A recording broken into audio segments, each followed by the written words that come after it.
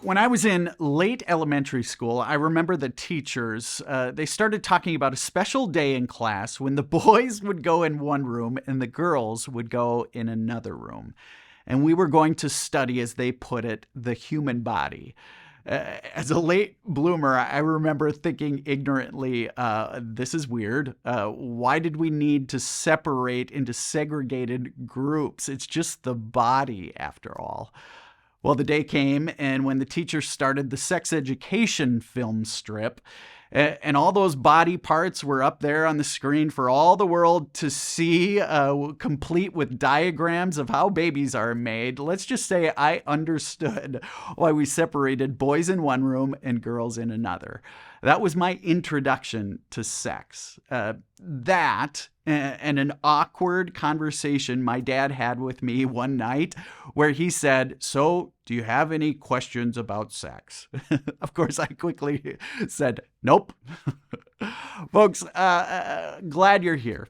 Today, we're looking at what Paul had to say about living the good life, the life that God wants for all of us. And we're in 1 Corinthians chapter 5, where Paul is talking about sex. Yup, I hate to tell you this, we're going to talk about sex today. And here's what we know. Every young person with a phone has access to sexual material online that would have shocked me when I was a kid, probably you as well. Times have changed. You know this. What was considered sort of normal public sexual morality some 50 years ago is very different today. Well, in the world that Paul lived, Greece and Rome, it may have seemed similar, as though sexual morality was laxed. But there were limits. You see, there were taboos. In most towns, people would know that however normal it seemed to hire a prostitute, for example, or engage in sexual festivals at shrines and temples to fertility gods, there were some lines drawn in social behavior. And if you stepped across them, you stepped across at your own peril.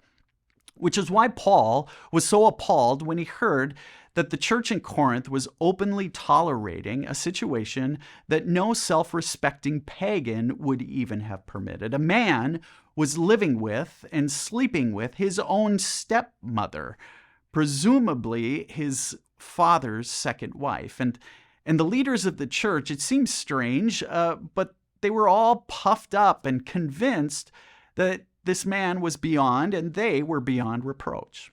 Well, over the next 3 chapters, Paul is going to move from one topic to another, mostly involving questions of sex, where Paul is pondering where are the lines to be drawn, and how do we know when it comes to sex?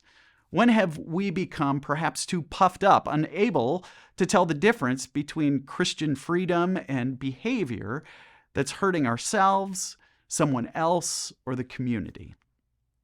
It's interesting, when the 16th century German monk Martin Luther explained the 6th commandment, which is, "You shall not commit adultery," he says this: "We shall fear and love God so that we lead a sexually pure and decent life in what we say and do." Why? So that husbands and wives love and honor each other. Why does our sexuality matter? It's about love, and it's about honor. This was the line for Paul: love and honor. What greater love can we show our partner than by reserving ourselves for them?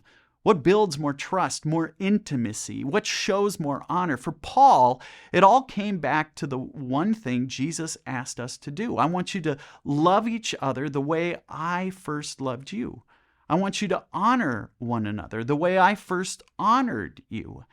As a Christian, striving to live the good life that God wants for us, why does sex matter? For Paul, it was an issue of love, an issue of honor. And so a couple questions for you. In what ways have you seen people dishonor one another with the way they approach sex? Secondly, what happens to trust in those situations? And finally, as an adult who follows Jesus, if you had the courage, what would you want the young people in your life to think about when it comes to their decisions about sex. Thanks for tuning in, gang.